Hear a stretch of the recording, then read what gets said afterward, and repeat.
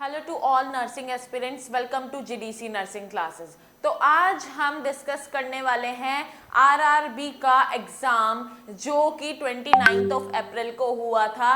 तो शिफ्ट 2 के कुछ ऐसे क्वेश्चन हैं जो हमें अलग अलग जगह से पता लगे हैं कि ये क्वेश्चन जो है आपके एग्ज़ाम में पूछे गए थे। तो एग्जैक्ट वैसे ही क्वेश्चन तो नहीं, पर उनसे मिलते जुलते जो क्वेश्चन थे वो आज हम इस क्लास में एनालिसिस करने वाले हैं। ठीक है, तो बेसिकली हमने देखा कि हमारा जो आरआरबी का एग्जाम हुआ है वो 100 नंबर का जो नंबर ऑफ क्वेश्चन देखे तो 100 क्वेश्चन उसमें आए थे, जिसमें से 30 क्वेश्चन जो है वो मैथ्स, जनरल साइंस और हमारा जीके एप्टीट्यूड से रिलेटेड था। ठीक है, बाकी 70 क्वेश्चन जो थे वो हमारे नर्सिंग से रिलेटेड थे। ठीक है, तो आज हम बेसिकली शिफ्ट 2 में जो नर्सिंग से रिलेटेड क्वेश्चन आए थे वो हम जो है डिस्कस करने वाले हैं। ठीक है, तो हमने देखा कि एग्जाम जो है वो 3 शिफ्ट्स में हुआ था। ठीक है, शिफ्ट 1, 2 एंड 3। तो जो भी बच्चे थे शिफ्ट 2 वाले वो इस वीडियो से अपने जो क्वेश्चन है वो मैचअप कर सकते हैं कि एटलीस्ट आपको आइडिया होगा। एग्जैक्ट सेम क्वेश्चन तो नहीं, बट आपको क्वेश्चन वैसे ही या फिर ऑप्शंस जो है वो उससे मिलते जुलते इस वीडियो में मिलने वाले हैं। ठीक है, तो आज देखते हैं कि किस तरीके का एग्जाम जो है आरआरबी का नर्सिंग सुपरिटेंडेंट का हमें देखने को मिला था। ठीक है, तो लेट्स बिगिन टुडेज क्लास। ठीक है, तो बात करते हैं फर्स्ट क्वेश्चन की कि which of the following immunoglobulin can cross placenta. ठीक है, तो हमसे ओबीजी का क्वेश्चन पूछा था कि कौन सा ऐसा इम्यूनोग्लोबिन है जो क्या करता है क्रॉस करता है प्लासेंटा को। तो हमें बेसिकली ये पता होना चाहिए सबसे पहले कि कौन कौन से इम्यूनोग्लोबिन्स होते हैं और कौन सा इम्यूनोग्लोबिन जो है क्रॉस करता है प्लासेंटा को और कौन से ऐसे हैं जो क्रॉस नहीं करते हैं। ठीक है, तो बात करते हैं ऑप्शंस की। तो ऑप्शंस में हमें देखने को मिला था IgA, IgG, IgE या IgN।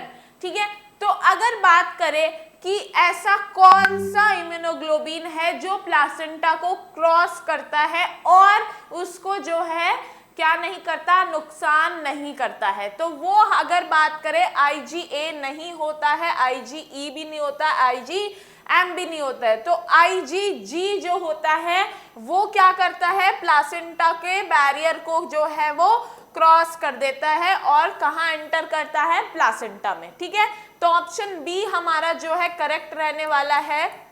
ठीक है, तो बात करते हैं नेक्स्ट क्वेश्चन की कि विच टाइप ऑफ एंजाइना। ठीक है, ये हमारा मेडिकल सर्जिकल का क्वेश्चन है जो कि कार्डियोवास्कुलर सिस्टम से लिया गया था कि कौन सा ऐसे टाइप का एंजाइना है जो नहीं रिलीव्ड होता है बाय नाइट्रो यानी कि एनटीजी देने के बाद या फिर रेस्ट कराने के बाद, तो उसको हम कौन सी कैटेगरी के अंडर रखेंगे।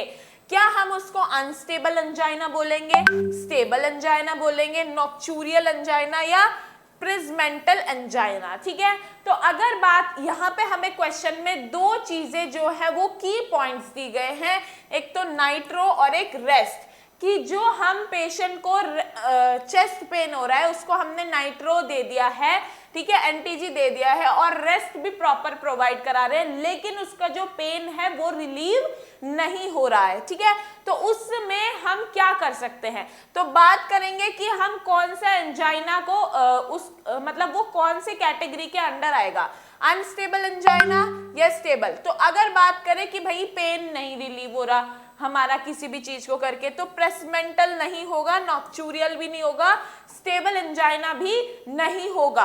तो अगर बात करें तो हमारा ऑप्शन जाएगा अनस्टेबल एंजाइना की तरफ। क्यों? क्योंकि हमारा पेन जो है वो रिलीव नहीं हो रहा है मेडिकेशन के बाद भी और प्रॉपर रेस्ट देने के बाद भी। ठीक है, तो बाकी स्टेबल, नॉक्चूरियल एंड प्रिज्मेंटल जो है वो रॉन्ग ऑप्शन हो जाएंगे। ठीक है, नेक्स्ट क्वेश्चन की बात करते हैं कि which of the following cell provide humoral immunity, यानी कि ऐसा कौन सा सेल है जो क्या प्रोवाइड करता है, ह्यूमोरल इम्यूनिटी। तो ऑप्शन देख लेते हैं, टी लिम्फोसाइट, बी लिम्फोसाइट या इम्यूनोग्लोबिन या CD4 एंड CD8 सेल्स। तो अगर बात करें हम बी लिम्फोसाइट की, सॉरी टी लिम्फोसाइट की, तो टी लिम्फोसाइट हमें क्या प्रोवाइड कराता है, प्रोवाइड्स सेल्यूलर इम्यूनिटी। ठीक है, जो हमारा टी लिम्फोसाइट है वो हमें क्या प्रोवाइड कराता है, सेल्यूलर इम्यूनिटी। बाकी बी लिम्फोसाइट जो है वो क्या प्रोवाइड कराएगा, या इम्यूनोग्लोबिन जो है वो ह्यूमोरल इम्यूनिटी प्रोवाइड करेगा, या CD4 एंड CD8 सेल है वो। तो ना तो CD4 एंड CD8 सेल हमें ह्यूमोरल इम्यूनिटी प्रोवाइड कराते हैं, ना ही इम्यूनोग्लोबिन, और टी लिम्फोसाइट तो हमें क्या प्रोवाइड कराते हैं, सेल्यूलर इम्यूनिटी। ठीक है, तो हमारे बाकी ऑप्शन जो है वो गलत हो जाते हैं। तो हमें अगर देखने को मिले कि कौन सा सेल है जो क्या प्रोवाइड करा रहा है, ह्यूमोरल इम्यूनिटी, तो वो हमारा होता है बी लिम्फोसाइट। तो option B will be right. ठीक है, नेक्स्ट क्वेश्चन देख लेते हैं कि भाई ऐसा कौन सा इनमें से ऑप्शन है ड्रग का, विच of the following can prevent neural tube defect, यानी कि जो फीटस है उनमें कौन सा इनमें से ऐसा है जो क्या प्रिवेंट करेगा, न्यूरल ट्यूब डिफेक्ट। ऐसा कौन सा ड्रग है अगर वो मदर लेगी तो बच्चा जो है वो किससे बचा रहेगा, न्यूरल ट्यूब डिफेक्ट से। तो फॉलिक एसिड, साइनोकोबालामाइन या विटामिन सी या विटामिन डी। तो अगर बात करें प्रेगनेंसी की और न्यूरल ट्यूब डिफेक्ट्स की प्रिवेंट करने के, तो हमारा विटामिन डी जो है बिल्कुल हेल्प नहीं करता है, विटामिन सी प्रिवेंट नहीं करता, साइनोकोबालामाइन जो है वो भी हमारा जो न्यूरल ट्यूब डिफेक्ट है उसको क्या नहीं करते हैं, प्रिवेंट नहीं करते हैं। तो फॉलिक एसिड जो है वो किस चीज से प्रिवेंट करता है फीटस को, न्यूरल ट्यूब डिफेक्ट से। ठीक है, प्रिवेंट करता है न्यूरल ट्यूब डिफेक्ट से। तो folic acid will be the correct option, बाकी सारे रॉन्ग ऑप्शन है। ठीक है, नेक्स्ट क्वेश्चन की बात करते हैं, which of the following is the most common complication of dead fetus, यानी कि इनमें से कौन सा ऐसा है जो मोस्ट कॉमन कॉम्प्लिकेशन है किसका, डेड फीटस का। ठीक है, तो क्या डिससेमिनेटेड इंट्रावास्कुलर कोगुलोपैथी या इन्फेक्शन या प्लासेंटा प्रेविया या एब्रेप्शियो प्लासेंटा। तो इनमें से ऐसा कौन सा मोस्ट कॉमन कॉम्प्लिकेशन है कि अगर फीटस डेड हो जाता है तो उसके टाइम पे। तो अगर बात करें इन्फेक्शन नहीं होता है, प्लासेंटा प्रीविया और हमारा एब्रेप्शियो प्लासेंटा किसका ऑप्शन आते हैं, APH के, यानी कि एंटीपार्टम हेमरेज के। ठीक है, तो अगर बात करें डिससेमिनेटेड इंट्रावास्कुलर कोएगुलोपैथी, तो ये ऑप्शन हमारा सही जाएगा कि किसके क्या होता है complication most common fetus death का, तो डिससेमिनेटेड इंट्रावास्कुलर कोएगुलोपैथी। ठीक है, नेक्स्ट क्वेश्चन की बात करें कि अमायोडेरोन, ये मेडिकेशन के बारे में पूछा गया था कि अमायोडेरोन है वो कौन से टाइप का ड्रग है। ठीक है, तो calcium channel blocker, alpha blocker, beta blocker या कार्डियक रिदम।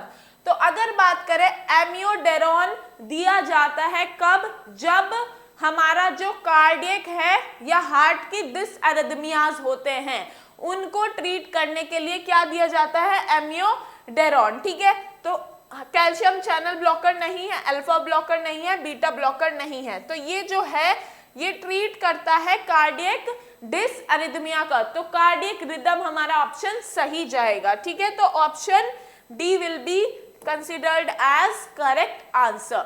ठीक है, तो हमारा ऑप्शन डी जाएगा करेक्ट, बाकी ये रॉन्ग ऑप्शन हो जाएंगे।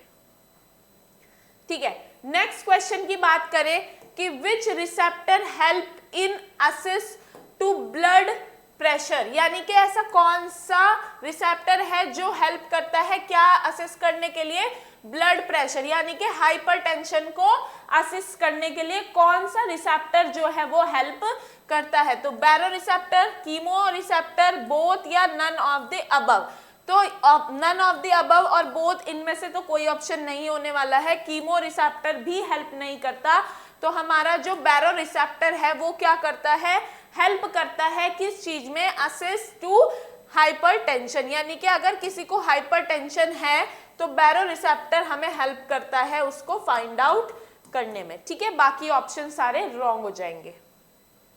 नेक्स्ट क्वेश्चन की बात करें कि which of the following indicates dead fetus, यानी कि इनमें से ऐसा कौन सा ऑप्शन है जो क्या इंडिकेट करेगा, डेड फीटस। ठीक है, तो इंक्रीज हार्ट रेट, ठीक है, या डिक्रीज हार्ट रेट, या नो फीटल हार्ट रेट, या इंक्रीज अमनियोटिक फ्लूइड।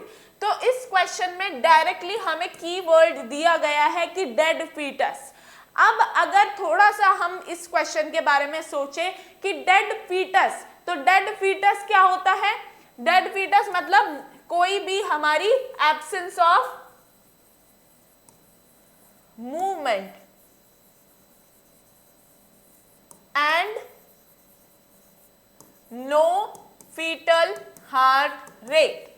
ठीक है, तो अगर हमारा फीटस डेड है, ठीक है, यूट्रस में, तो एब्सेंस ऑफ मूवमेंट, पहली बात तो फीटस का कोई मूवमेंट देखने को हमें नहीं मिलने वाला है। दूसरी बात, एब्सेंस होगा, क्या एब्सेंट होगा, फीटल हार्ट रेट। ठीक है, तो फीटल हार्ट रेट एब्सेंट होगा, तो इंक्रीज हार्ट रेट का कोई मतलब नहीं होता कि ऑलरेडी हमारा फीटस जो डेड है, ठीक है, तो उसमें इंक्रीज हार्ट रेट कैसे हो जाएगा, डिक्रीज भी नहीं होगा, no fetal heart rate and increase amniotic fluid नहीं। तो अगर बात करें ऑप्शन सी हमारा जो है वो करेक्ट होगा कि नो फीटल हार्ट रेट, यानी कि कोई भी फीटल हार्ट रेट हमें देखने को वहां नहीं मिलने वाली है। ठीक है, तो option C will be correct, A B and D are incorrect. Next question की बात करते हैं, which of the following chart helps in assessment of genetic abnormalities, यानी कि ऐसा कौन सा चार्ट है जो क्या करता है, हेल्प करता है इन असेसमेंट ऑफ जेनेटिक एबनॉर्मेलिटीज। ठीक है, तो ऐसा कौन सा चार्ट है जिसमें हमारी जेनेटिक एबनॉर्मेलिटीज जो है वो नोट डाउन करके रखी जाती है, Snellen chart, pedigree chart, medical chart या एनपीएस की नर्सिंग प्रोग्रेस शीट, एनपीएस जो है हमारी। ठीक है, तो अगर बात करें जेनेटिक एबनॉर्मेलिटीज की, तो स्नेलन चार्ट नहीं, मेडिकल चार्ट नहीं, एनपीएस भी नहीं। तो अगर जेनेटिक एबनॉर्मेलिटीज को असेसमेंट या डॉक्यूमेंटेशन की बात है तो वो हमारा पेडिग्री चार्ट में जो है डॉक्यूमेंट होता है। ठीक है, तो option B will be correct, A C and D are incorrect. Next अगर बात करें, risk of gastric cancer seen in which type of blood group, यानी कि ऐसा कौन सा ब्लड ग्रुप है जिसमें ज्यादा रिस्क होता है क्या देखने का, गैस्ट्रिक कैंसर। तो रिस्क ऑफ गैस्ट्रिक कैंसर किस में देखने को मिलता है या किस ग्रुप में हमें देखने को मिलता है, तो ग्रुप ए बी या फिर ओ। तो अगर बात करें ओ में नहीं मिलता, ए बी में नहीं और बी में भी नहीं, तो अगर high risk of blood group की बात करें तो वो ए ग्रुप होता है जिसमें क्या ज्यादातर देखने को मिलता है, गैस्ट्रिक कैंसर। ठीक है, रिस्क ऑफ गैस्ट्रिक कैंसर देखने को मिलता है, B, A B and O are incorrect. Next question अगर हम देखते हैं तो which lipoprotein increase risk of atherosclerosis. ठीक है, तो कौन सा हमारा लाइपोप्रोटीन है जो इंक्रीज करता है क्या, रिस्क ऑफ एथेरोस्क्लेरोसिस, या फिर क्वेश्चन में ऐसा पूछा गया था कि एथेरोस्क्लेरोसिस जब हमें देखने को मिलता है तो कौन सा लाइपोप्रोटीन जो है वो बढ़ा हुआ देखने को मिलता है। ठीक है, तो एलडीएल, एचडीएल या वीएलडीएल या साइलोमाइक्रोन। ठीक है, ये तो फिर उसमें हमें अगर बात करें तो option D, C and B are incorrect. तो अगर एथेरोस्क्लेरोसिस की बात करें तो हमारा LDL जो है लाइपोप्रोटीन वो हमें देखने को मिलता है एज अ बढ़ा हुआ, तो B, C and D are incorrect. ठीक है, नेक्स्ट क्वेश्चन की अगर हम बात करें कि ड्यूरिंग CPR, यानी कि CPR का क्वेश्चन बहुत बार आपको मैराथन क्लास में भी, प्लस हमारी एक CPR से रिलेटेड प्रॉपर क्लास ली गई है, उसमें आपको बताया गया है ये पॉइंट जो क्वेश्चन में पूछा गया था सेम एग्जैक्टली आपको उस क्लास में बताया गया है। तो अगर आपको CPR का भी क्लास लेना है तो आप हमारे चैनल पे CPR जाके क्लास पढ़ सकते हैं। ठीक है, तो अगर बात करें कि during CPR health care professional change position after how many minutes, यानी कि यहाँ पे दो लोगों की पोजीशन चेंज होती है, एक जो कंप्रेशन कर रहा है और एक जो वेंटिलेशन कर रहा है। ठीक है, तो यहाँ पे इस क्वेश्चन में पूछा गया है कि जब CPR चल रहा होता है तो जो हेल्थ केयर प्रोफेशनल है जो CPR कर रहे हैं, जो उसमें पार्टिसिपेट कर रहे हैं, वो कितनी मिनट बाद जो है अपनी पोजीशन जो है चेंज कर सकते हैं। ठीक है, तो अगर बात करें 5 साइकिल्स के बाद 2 मिनट्स, 5 मिनट्स या 3 मिनट्स। ठीक है, अगर बात करें कि 3 मिनट्स, ऑप्शन गलत हो जाएगा, 5 मिनट्स गलत हो जाएगा। ऑप्शन ए 5 साइकिल्स सही हो सकता था अगर हमें नंबर ऑफ साइकिल्स जो है वो पूछे जाते, तो ऑप्शन 5 भी इनकरेक्ट। तो अगर बात करें कि हमारा जो ऑप्शन होगा वो सही होगा क्या, 2 मिनट्स और 5 साइकिल भी 2 मिनट्स होगा।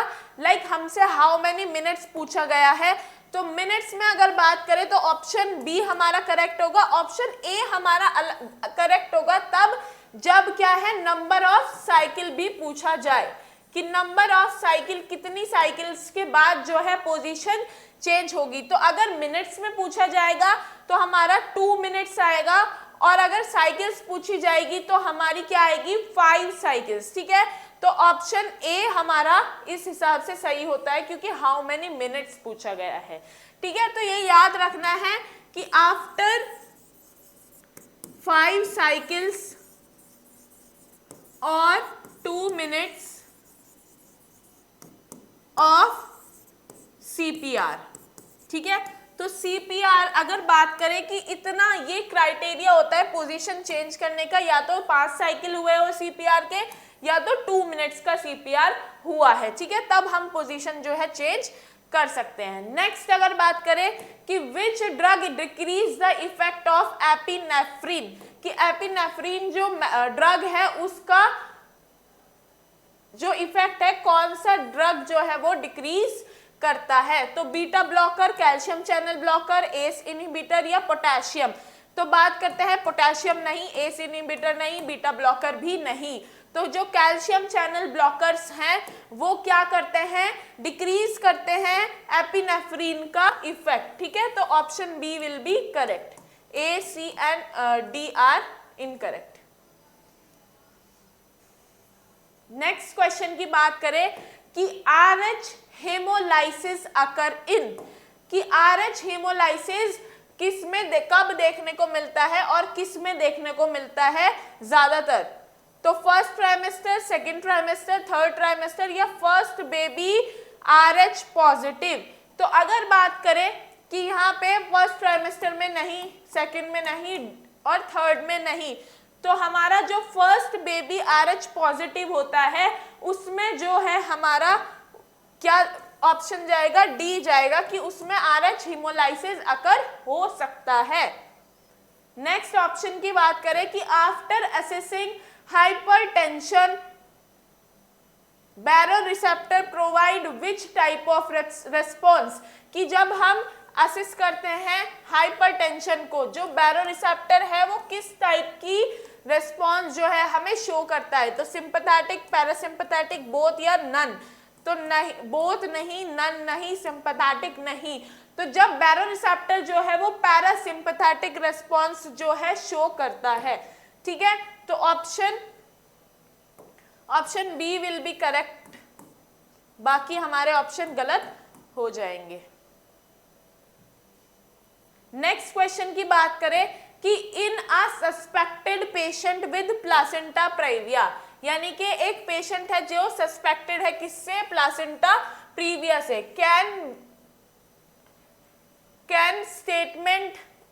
Can be statement is true about perform per vaginal examination. यानी कि हम क्या करेंगे, कौन से स्टेटमेंट के बाद ऐसा ये ट्रू है इनमें से कि क्या करना है, पर वजाइनल एग्जामिनेशन करना है। तो check fetal presenting part, never या do USG before per vaginal, PV is per vaginal, can perform कि हम कर सकते हैं। तो अगर बात करें चेक फीटल प्रेजेंटिंग पार्ट नहीं, नेवर नहीं और कैन परफॉर्म नहीं, तो option C will be correct कि using what, using USG before PV. ठीक है। नेक्स्ट क्वेश्चन की अगर बात करें कि if a mother with hypertension which type of abnormality will occur in newborn, कि अगर मदर जो है वो किससे, हाइपरटेंशन से डायग्नोस है तो कौन से टाइप की एबनॉर्मेलिटी है वो देखने को मिलेगी न्यूबॉर्न में। तो मैक्रोसोमिया या आईयूजीआर या कंजेनाइटल डिफेक्ट या मेंटल रिटार्डेशन। तो अगर बात करें मेंटल रिटार्डेशन और कंजेनाइटल डिफेक्ट जो है वो नहीं देखने को मिलेगा, तो अगर कुछ मिलेगा तो दैट विल बी IUGR, यानी कि इंट्रा यूटेराइन ग्रोथ रिटार्डेशन जो है हमें देखने को मिलेगा। ठीक है, option A, C and D are incorrect, तो IUGR हमारा सही ऑप्शन जाएगा। नेक्स्ट अगर बात करें कि which of the following is not a risk factor for kidney cancer, कि इनमें से ऐसा कौन सा फैक्टर है जो किसका रिस्क नहीं है, किडनी कैंसर का, स्मोकिंग, हाइपरटेंशन, ओबेसिटी या फिर हीमोडायलिसिस। तो आपके अकॉर्डिंग इनमें से ऐसा कौन सा ऑप्शन है जो किसका कॉज नहीं है, किडनी कैंसर का? तो स्मोकिंग, हाइपरटेंशन, ओबेसिटी या फिर हीमोडायलिसिस। तो अगर बात करें हम, हाइपरटेंशन जो है वो ऐसा कॉज नहीं है जो क्या हो, फैक्टर बन सके किसका, रीनल कैंसर का या फिर किडनी कैंसर का। ठीक है, बाकी के ऑप्शन हमारे रॉन्ग है।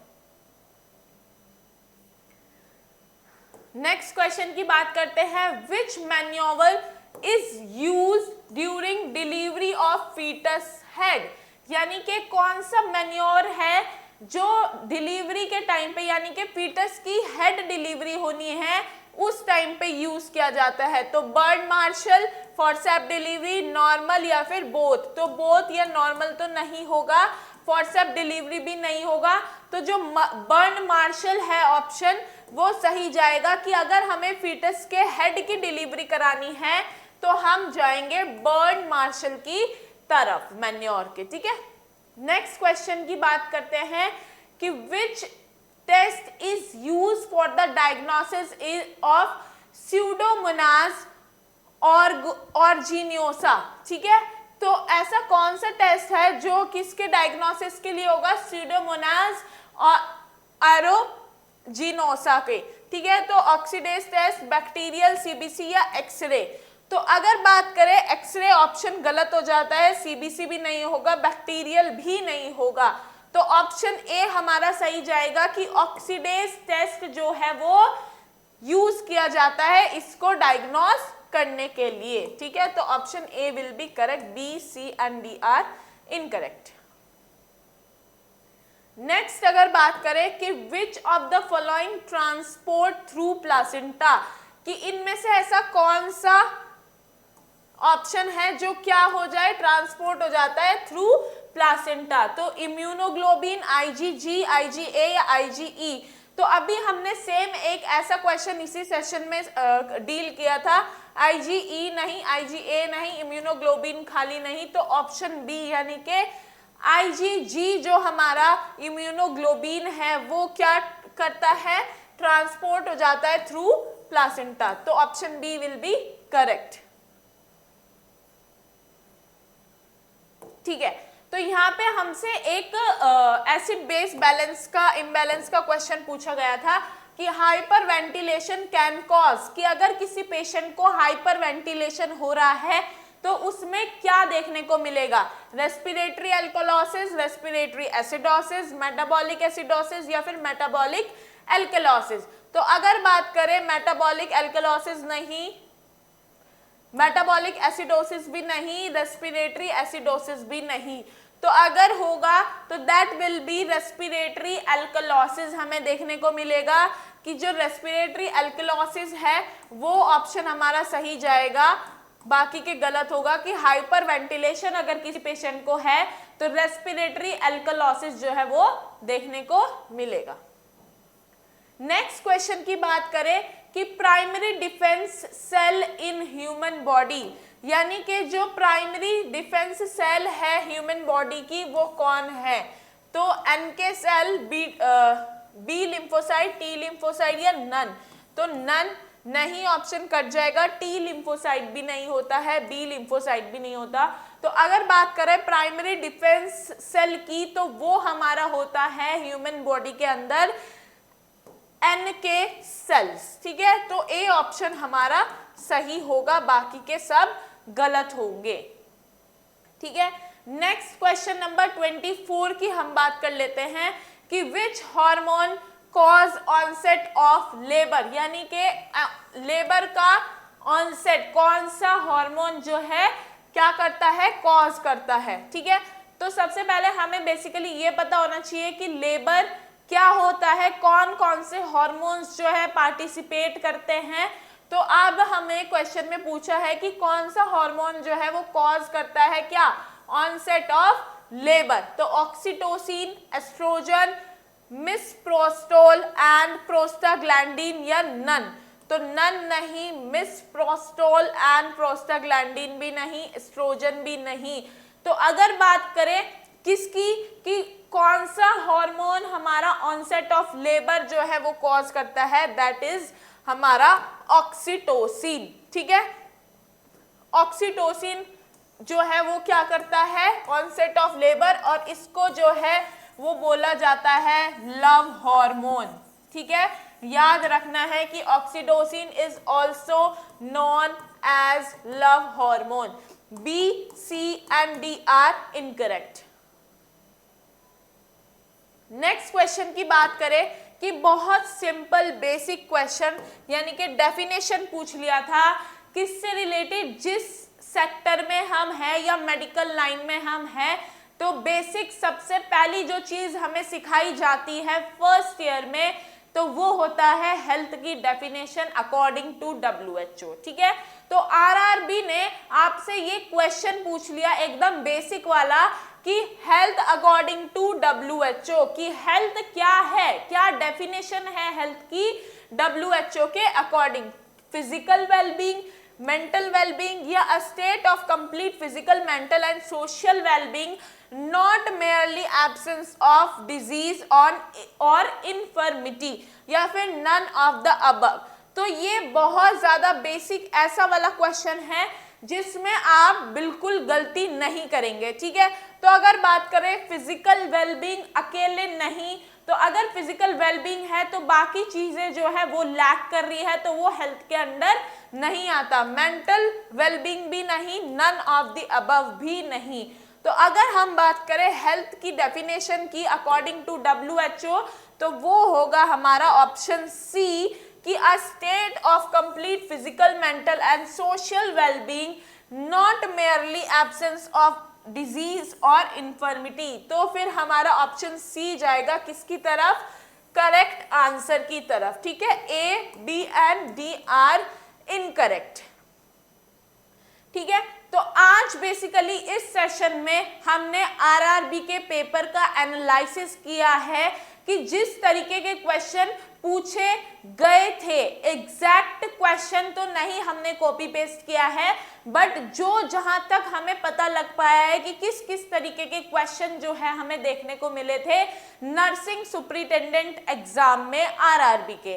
तो अगर बात करें तो कोई भी क्लिनिकल बेस्ड क्वेश्चन इस पेपर में नहीं पूछा गया था, सारे question basically one liner question थे और अगर बात करें तो बेसिक पेपर था कि अगर आपका बेसिक क्लियर है हर टॉपिक के और आपके कॉन्सेप्ट्स जो है वो क्लियर थे तो आप इस पेपर को अच्छे से डील जो है कर सकते थे, ठीक है।